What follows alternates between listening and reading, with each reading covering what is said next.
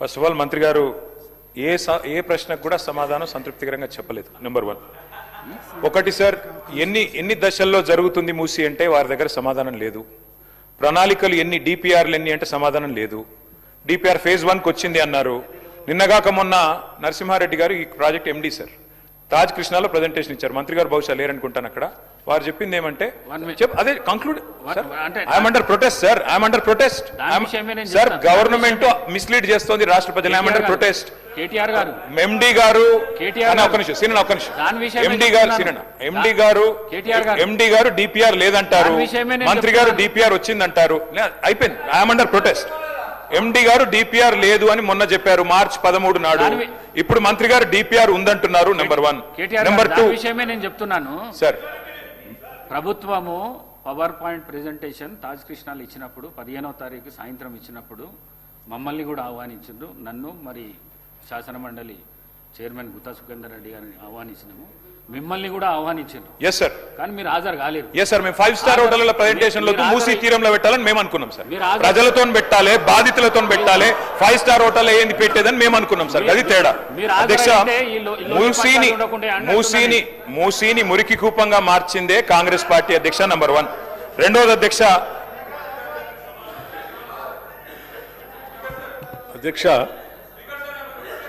మూసీ ప్రక్షాళన, మూసీ రిజర్వేషన్ అనేది దశాబ్ద కాలం పైబడి రాష్ట్రంలో చర్చ జరుగుతుంది. మూసీ నదీ పరివాహ ప్రాంతంలో నివాసం ఉంటున్నటువంటి వాడు, అక్కడ భూమి కొనుక్కొని పట్టాదారులుగా ఇల్లు కట్టుకొని ఉన్నటువంటి వాళ్ళు కానీ, భూమి కొనుక్కోలేక ఇంకెక్కడా స్థలం లేక అక్కడ పోయి గుడిసెలు వేసుకొని ఉంటున్నటువంటి వాళ్ళు కానీ, ఆ పరివాహ ప్రాంతంలో నడుస్తున్నటువంటి వాళ్ళు కానీ, ఆ మూసీలో వస్తున్నటువంటి మురుగు వాసన తట్టుకోలేక అన్హైజీనిక్ కండిషన్స్లో బతుకుతున్నటువంటి వాళ్ళ జీవన స్థితిగతులు మార్చాలని ఈ రాష్ట్ర ప్రభుత్వం ఆలోచన చేస్తూ ఉంది. నేను వారిని సూటిగా అడుగుతా ఉన్నాను, మూసీ ప్రక్షాళన చేయటానికి మీరు వ్యతిరేకిస్తున్నారా? మూసీ ప్రక్షాళన చేయొద్దని మీరు అంటున్నారా? లేకపోతే మూసీ పరివాహ ప్రాంతంలో నివాసం ఉంటున్నటువంటి పేదవాళ్ళు అత్యంత దయానీయమైనటువంటి పరిస్థితుల్లో ఉన్నారు అధ్యక్ష. అక్కడ ఉండటానికి సరైనటువంటి పరిస్థితులు లేవు. మురుగు వాసన, ఈగలు, దోమలు, అనేక రకాలైనటువంటి జబ్బులతో బాధపడుతున్నటువంటి వాళ్ళ జీవన స్థితిగతులు మార్చాలని రాష్ట్ర ప్రభుత్వం ఒక బాధ్యతతో, ఒక సామాజిక బాధ్యత ఈ నిర్ణయం తీసుకొని ముందుకు పోతా ఉంది. వద్దంటారా? చెప్పండి. వాళ్ళు అట్లాగే ఉండాలని మీరు కోరుకుంటున్నారా? వాళ్ళ జీవితాలు బాగుపడకూడదని అనుకుంటున్నారా? రాష్ట్ర ప్రభుత్వం ఏం చెప్తుంది అధ్యక్ష?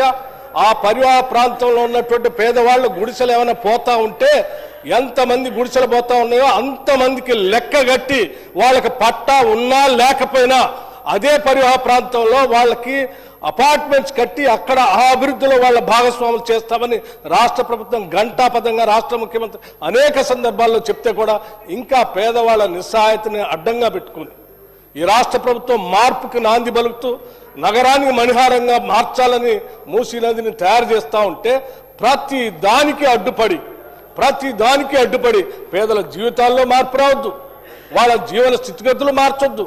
రాష్ట్ర ప్రభుత్వం ఇంకొక అడుగు కూడా ముందుకు వేసింది అధ్యక్ష.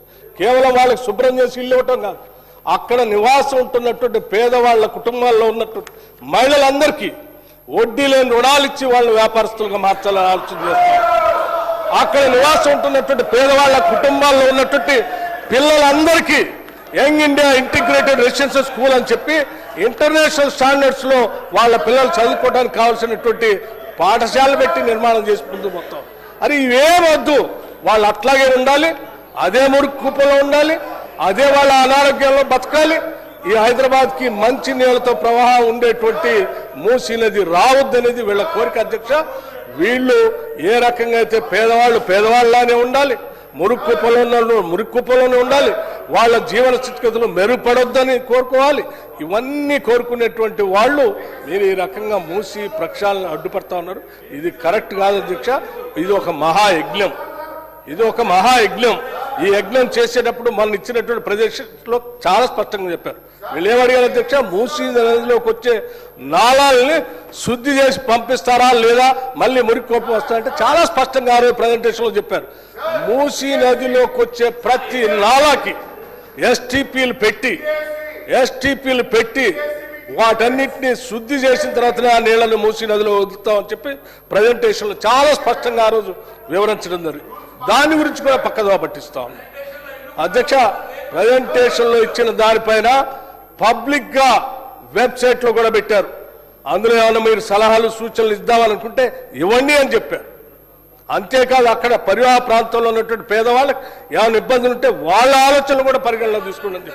వాళ్ళు ఇంతకంటే బెటర్ మెరుగైనటువంటి ఇంకేమైనా సలహాలు సూచనలు చేస్తామంటే వాటిని కూడా ఇంక్లూడ్ చేసుకొని వాటన్నిటిని అమలుపరచడం కోసమే రాష్ట్ర ప్రభుత్వం ఉంది తప్ప మీలాగా కేవలం ప్రచార ఆర్భాటం కోసం మొదలుపెట్టి ఏదో తూతూ మంత్రంగా చేసి వదిలేసేటువంటి ప్రక్రియలో ఈ ప్రభుత్వం లేదు అధ్యక్ష. చాలా స్పష్టంగా ఉస్మాన్ సాగర్ నుంచి గండిపేట దగ్గర నుంచి మొదలయ్యేటువంటి ఈ మూసీని మొదటి దశలో బాపు సరోవర్ వరకు పూజ్య మహాత్మా గాంధీ అస్థికలు ఎక్కడైతే ఆ సంగమంలో కలిపారో పాపం ఆయన అక్కడే ఉన్నాడు అధ్యక్ష.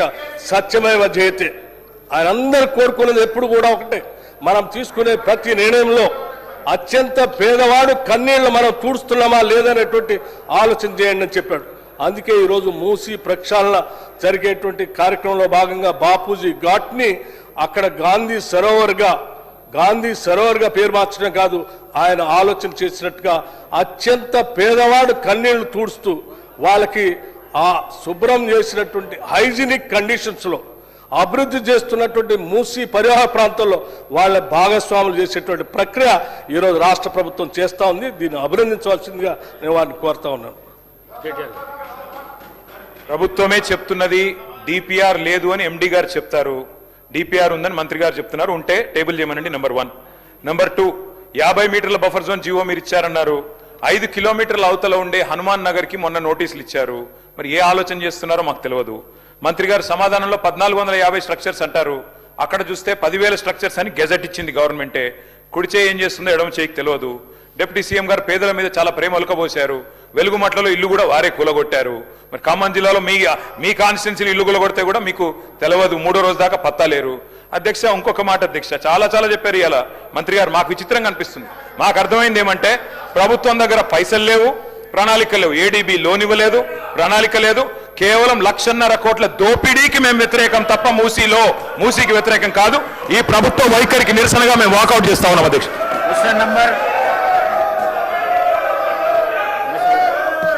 అధ్యక్ష, వెలుగుమట్లకు సంబంధించి గౌరవ సభ్యులు చెప్పారు అధ్యక్ష. దాని మీద వాళ్ళకి ధైర్యం ఉంటే, వాళ్ళకి మనసు ఉంటే వెలుగుమట్ల మీద డిస్కషన్కి ఈ సభ సిద్ధంగా ఉంది అధ్యక్ష. ప్రభుత్వం సిద్ధంగా ఉంది. గౌరవ సభ్యులకి మనం చేస్తున్న వెలుగుమట్ల మీద డీటెయిల్ డిస్కషన్ కూడా రాష్ట్ర ప్రభుత్వం సిద్ధంగా ఉంది. గౌరవ కేటీఆర్ గారు ఆ యొక్క విషయాలన్నీ తెలిస్తే వాళ్ళు సభలో కూర్చోవడానికి కూడా సిగ్గుపడాల్సిన పరిస్థితి వస్తుంది అధ్యక్ష. Question number 1747 legislative minister LA minister గారు. Question number 1747.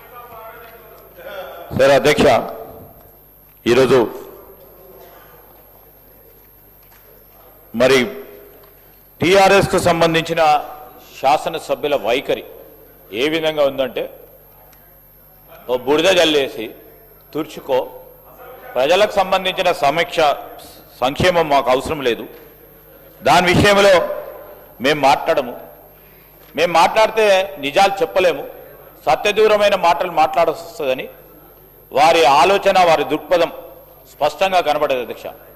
ఈరోజు డిప్యూటీ చీఫ్ మినిస్టర్ గారు కానీ, అదేవిధంగా తుమ్మల నాగేశ్వరరావు గారు కానీ స్పష్టంగా మా ప్రభుత్వ వైఖరిని తెలియజేసాం అధ్యక్ష. ఈరోజు పేద ప్రజలకు సంబంధించిన రీహాబిలిటేషన్, రీసెటిల్మెంట్, వారి జీవితాల్లో మార్పు, వారి క్వాలిటీ ఆఫ్ లైఫ్కి సంబంధించిన అంశం విషయంలో తప్పకుండా బాధ్యతాయుతమైన ప్రభుత్వంలో ఉన్నాం. ముఖ్యమంత్రి రేవంత్ రెడ్డి గారు మరి మున్సిపల్ శాఖ బాధ్యతలు కూడా నిర్వహిస్తూ ఉన్న సందర్భాన్ని దృష్టిలో పెట్టుకొని మొత్తము మా పార్టీ, మా ప్రభుత్వం ప్రధానమైన లక్ష్యం మార్పు చూపెడతామన్నాం అధ్యక్ష. తెలంగాణ రాష్ట్రం ఏర్పడ్డ తర్వాత మార్పు లేదు, అదే విధమైన జీవితాలు గడుపుతా ఉన్న తెలంగాణ ప్రజలందరికీ మార్పు చూపెట్టాలనే ఒక లక్ష్యంతో ముందుకు పోతా ఉంటా అంటే అడ్డగోడలు నిర్మాణం చేయాలని ఆలోచన చేస్తున్నారు అధ్యక్ష.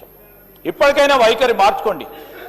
ఈరోజు ఈ విధంగా మీరు సత్యదూరమైన మాటలు మాట్లాడి ప్రభుత్వంపై అబండాలేసి అసలు ప్రాజెక్టు రిపోర్టుకు సంబంధించి నరసింహారెడ్డి గారు ఎండి గారు ఆ రోజు ప్రజెంటేషన్లో ఇది